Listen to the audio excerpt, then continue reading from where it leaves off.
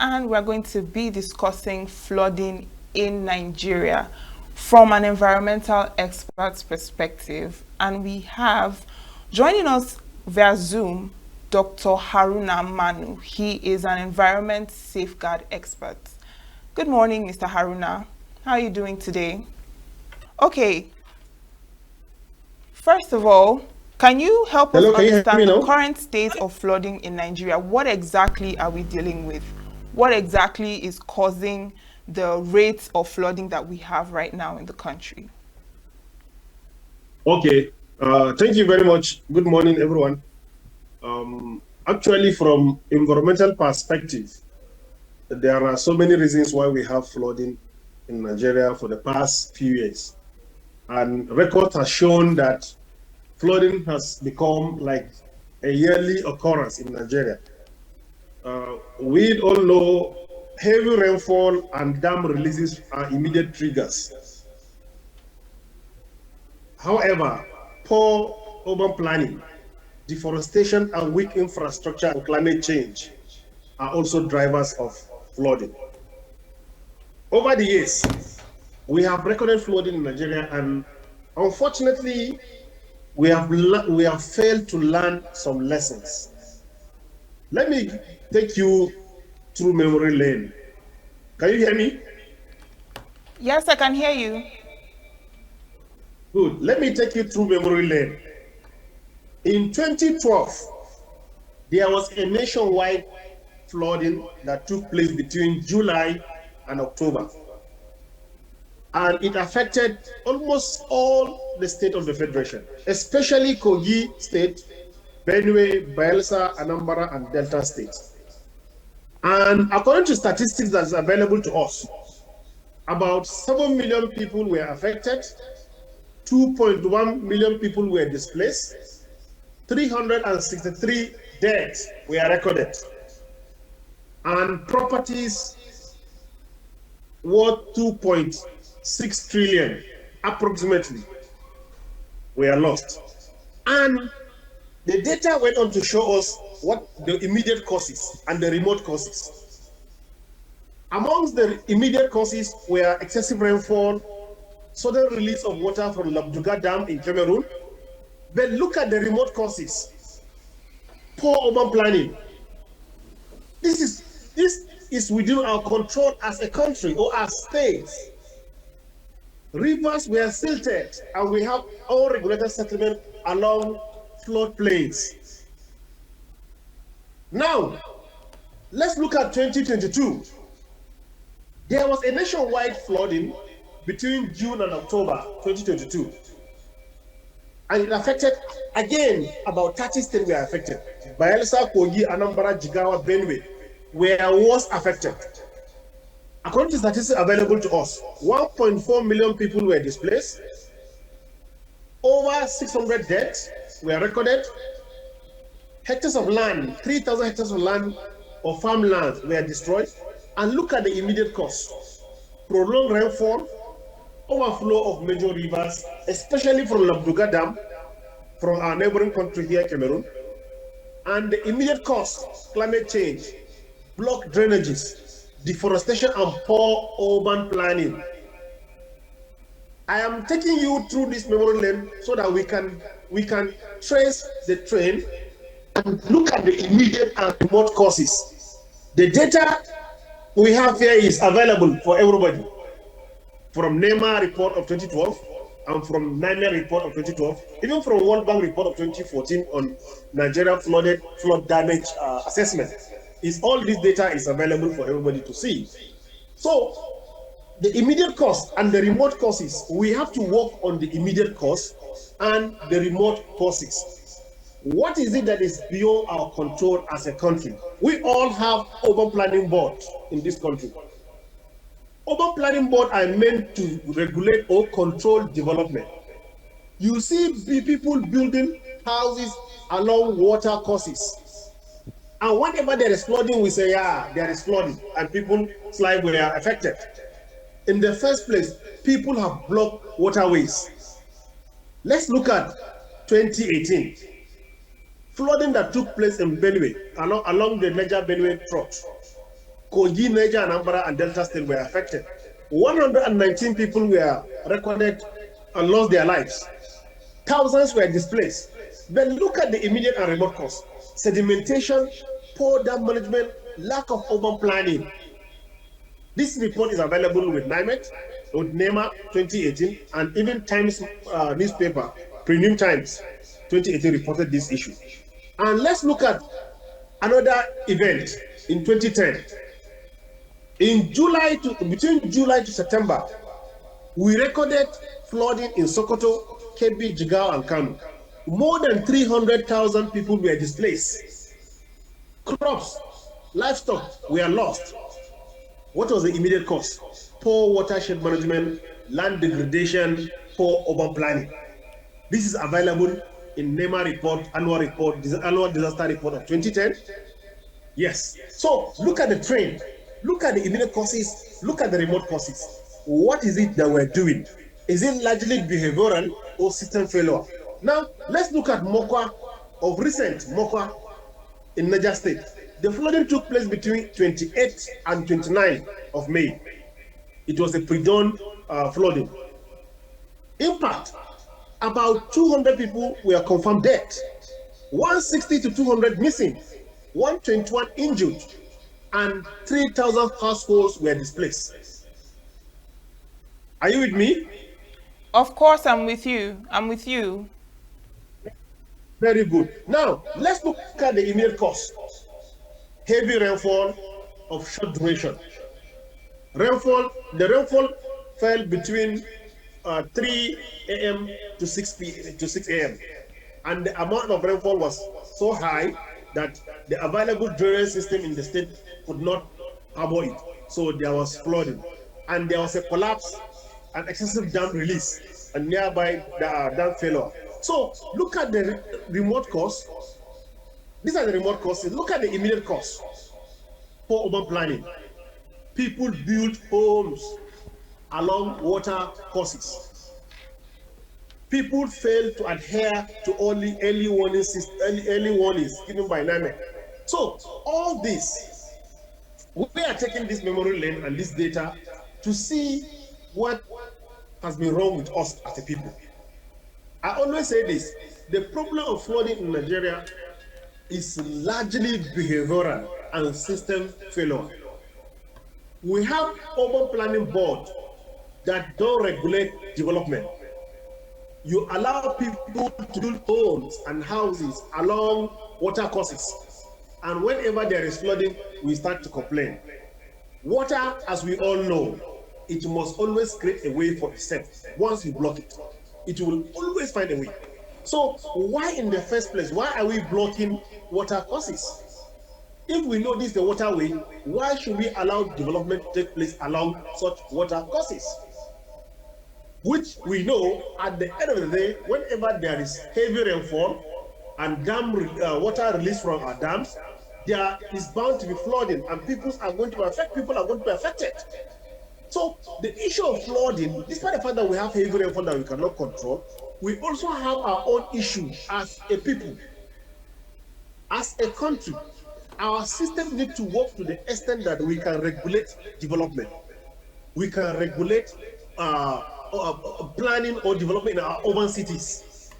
Just of recent, I drew the attention of the state government here in Kano about development that was bringing about large-scale deforestation. When you cut down trees, you clear land in the name of development. You are exposing so many things. There could be excess runoff whenever there is rainfall, and flooding will be the result of such behavior. Are you with me? Of course, I am with you. I'm with you. Cool. So, as a background, this is basically what flooding and this what the impact of flooding is to we as the people, and the immediate cause and the remote causes are within our control to that extent. We can't control rainfall, but you can control urban planning. Okay? We can't change climate change, but we can mitigate climate change. So there is something that we are doing that is absolutely wrong, that is largely behavioral, that need to be changed so that we can adapt to this changing climate, bringing about heavy rainfall through urban planning and then effective management of floodplains. Okay, yes, and you mentioned the immediate and remote causes. Now, I would like to know, how does climate change influence these rainfall patterns and the frequency of extreme weather events, and how can this, because you also mentioned that climate change can be mitigated, so how can we also, mitigate this climate change? Yeah, climate change is behavioral. That's why we call it anthropogenic. It's anthropogenic because excess release of pollution into the atmosphere due to industrial development has brought about changes in natural patterns of rainfall. We have excess rainfall, we have excess heat, we have excess water flow. All these are because of the fact that the climate is changing. There are scientific evidence to prove beyond every reasonable doubt that our climate is changing. And even though I know there are some people that believe that climate change is natural phenomenon, even if it's natural phenomenon, we as humans have contributed to this progression. If it were to be natural, maybe the rate of progression wouldn't have been this fast. But because of the input of human beings, what we do to the environment, when we remove trees, we release excess CO2, excess carbon monoxide into the atmosphere to industrial development, the climate is bound to change. Then when there is change, then we are bound to have, then the environment, the natural environment will now react. It's just like when a human being fell sick, there are symptoms that the doctor will notice. Okay, there are symptoms. So the symptoms of climate change, or the symptoms that we use to detect that the environment is sick, is when we see excess rainfall. We know the climate is changing, and there is excess rainfall, there is excess heat. Everything tends to be in excess. Even the rate of diseases is becoming so rampant. Some of them are climate induced. Therefore, if we are to mitigate these issues, it has to do with our behavior. How do we face this reality? Are we going to keep living in denial, or we are going to face this reality and address them through policies and behavioral changes? Are you with me? Of course, I'm with you. Okay. You mentioned urban planning and infrastructure when you spoke on how it affects flooding. Now, is this as a result of poor city planning, or are there other things that are to be considered when we talk on urban infrastructure and planning? Yeah, this is a very good question. You see, our problem in Nigerian cities, let me take the risk, or let me hazard a guess that 80% is due to poor urban planning. 80%, by my estimation, is due to poor urban planning. Go to Moka. The image I saw just 3 days ago showed that where the flooding took place was largely a water course. People built homes across water courses. Who is responsible for controlling development? Urban Planning Board. Urban Planning Board. Who is responsible for approving building plans? Before you build your house, you need to go there and they will come and check. If that particular area is a flood-prone area, they will say, no, you cannot build your house here, because there is land use planning, there is zoning, there are places that you're not supposed to build. They know.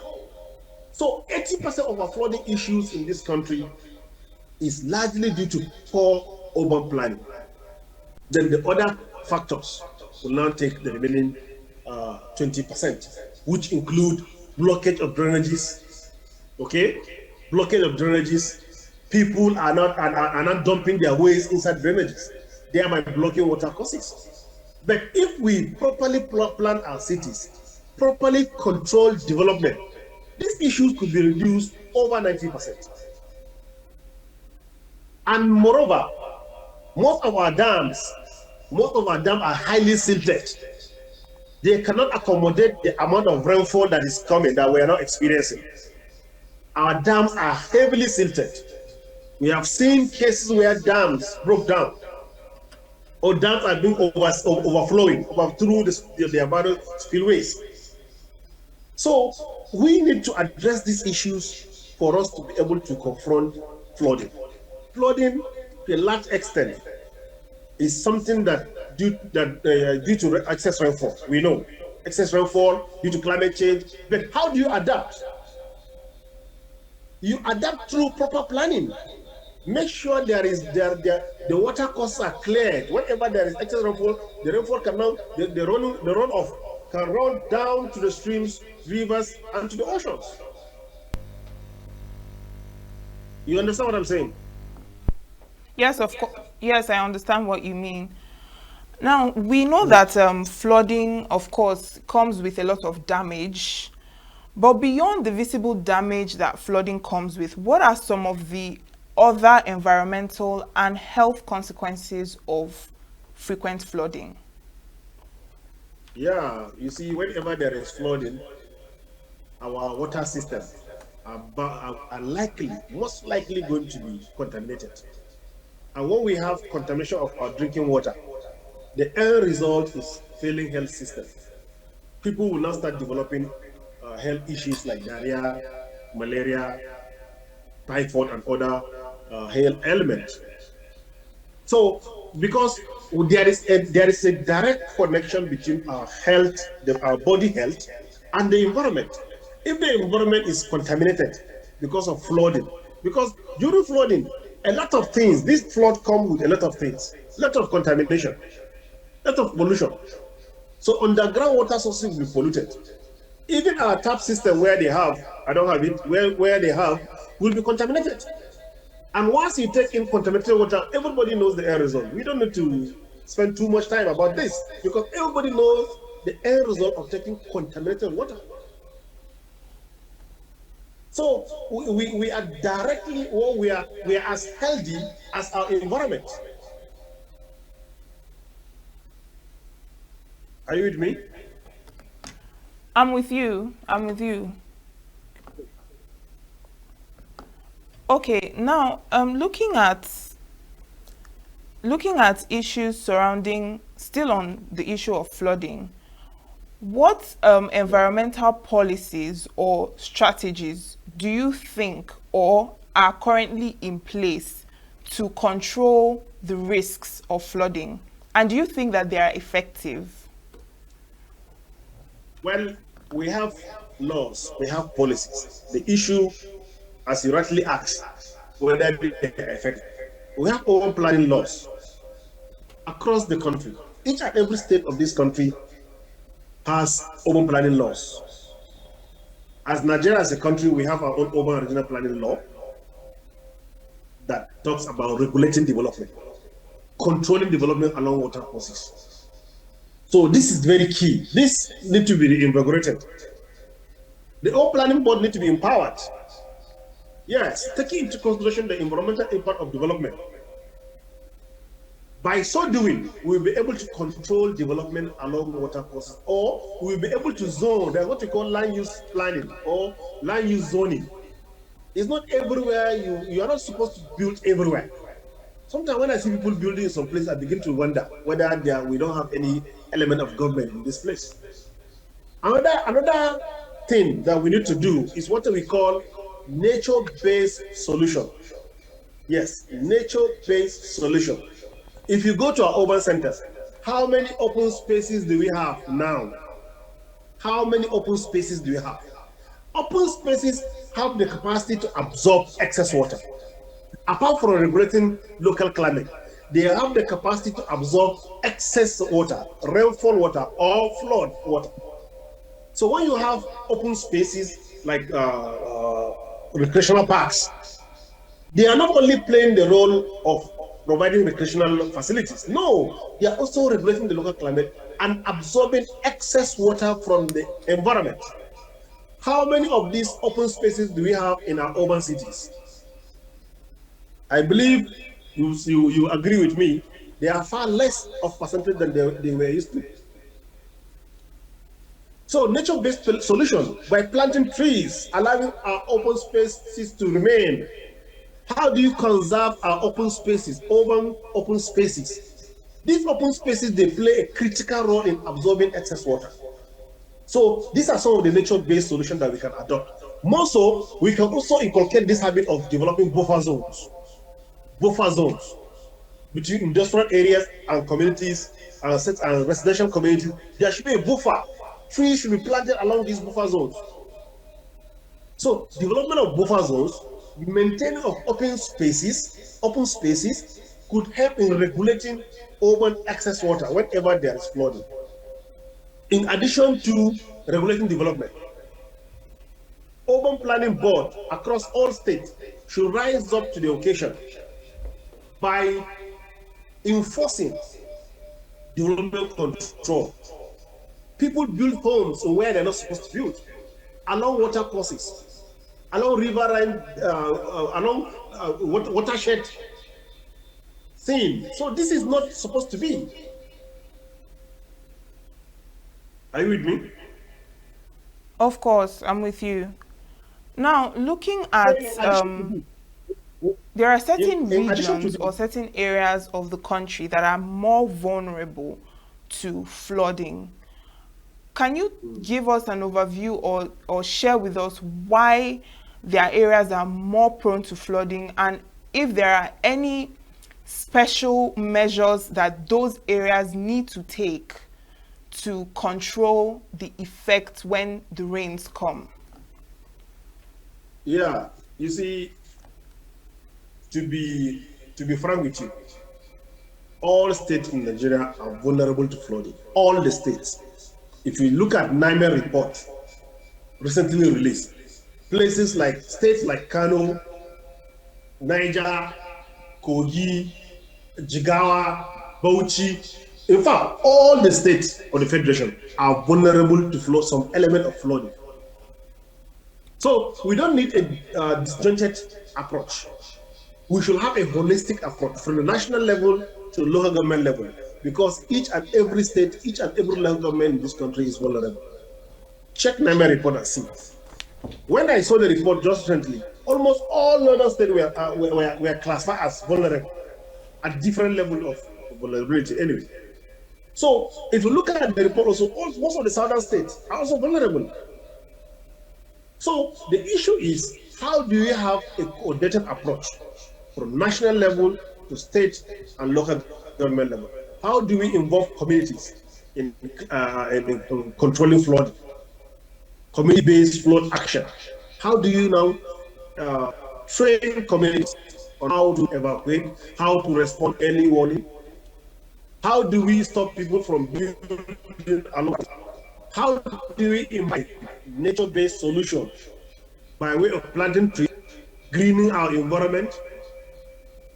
You understand? So these are the measures that these states, almost all states in Nigeria are vulnerable.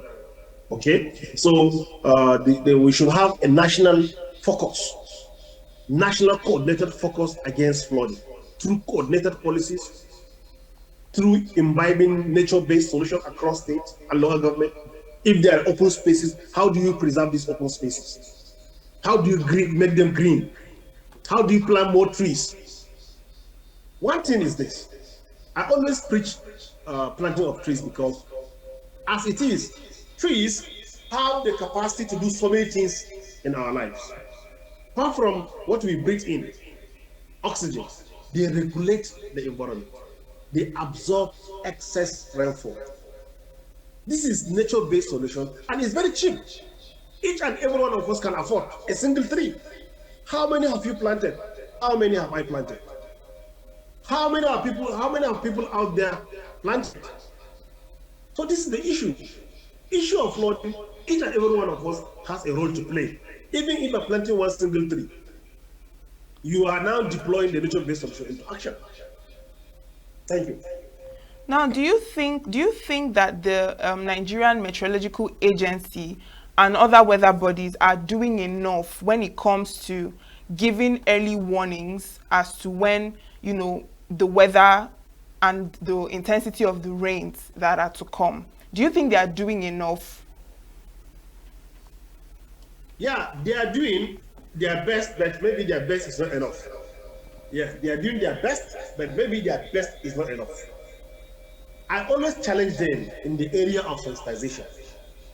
They may release the data, but what have they been doing to cascade this data to last man on the street?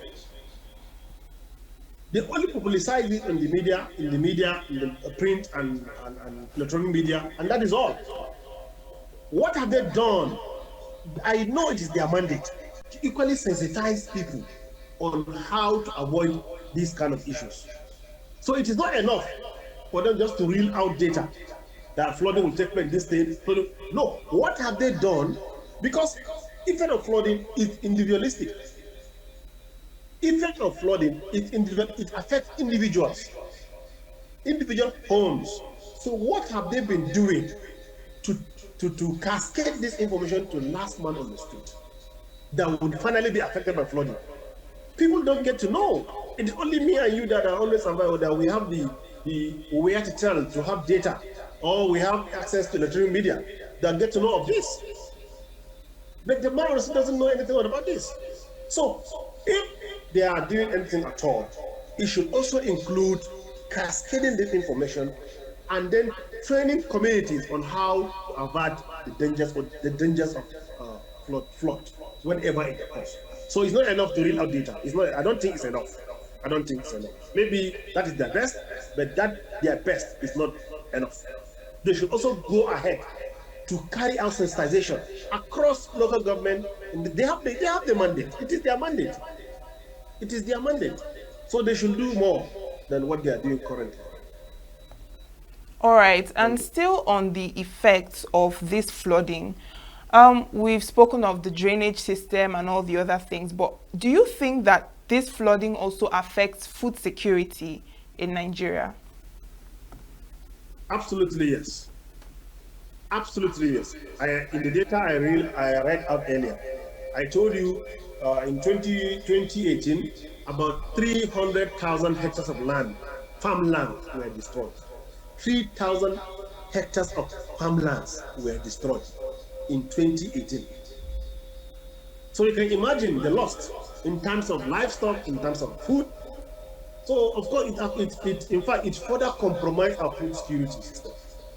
It further compromised it. So we need to, if we are addressing the issue of flooding, the effect of flooding is multifaceted. It affects life, that's health system, education, agriculture. You understand? It affects all these systems.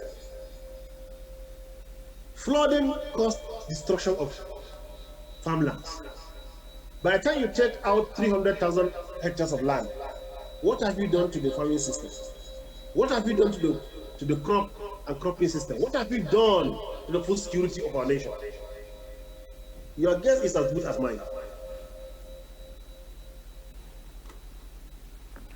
Okay, and when it comes to the effectiveness, when this flooding happens, the response or the rate and the effectiveness of the response to flooded areas and displaced persons, how would you rate, or what is your take on the response, the effectiveness of the response of agencies when it comes to flooded areas or areas that have been affected by flood?